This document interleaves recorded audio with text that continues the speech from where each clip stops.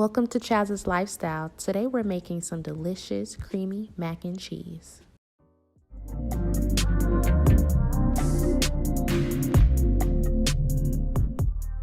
For this recipe, I will be using this style pasta. I'm going to go ahead and start cooking that. While my pasta is cooking, let's get started with a little roux. I added in some butter and all-purpose flour, and I'm going to mix that together.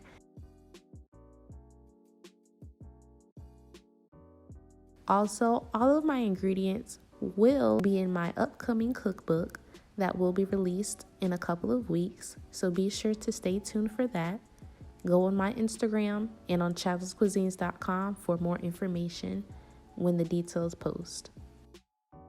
So now that I created my roux, I added in my heavy cream. I'm going to add in my heavy cream slowly.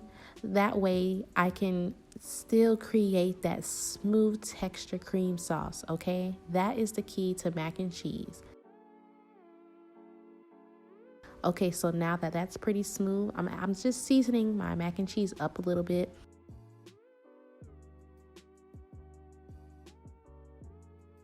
So after I add in all of my seasonings, I'm going to give that a quick whisk.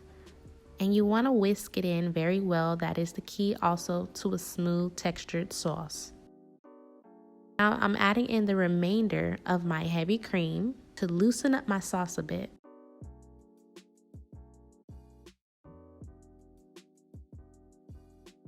We're going to add in some cheese.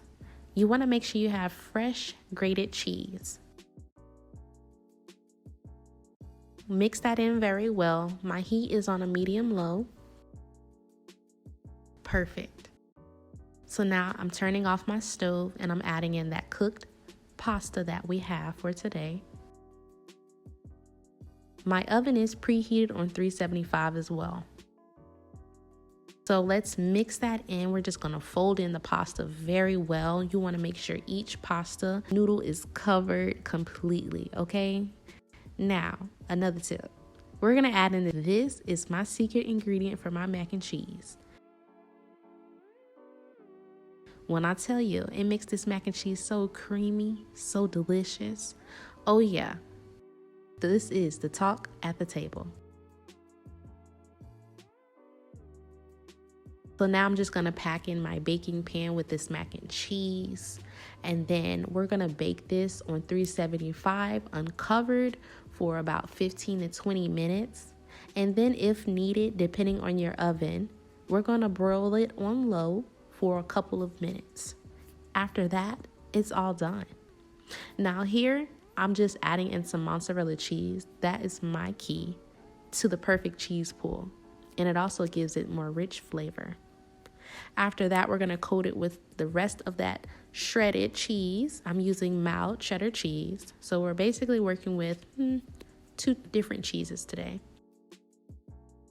You can always add cheese or use your favorite cheese, but really, mac and cheese is very simple.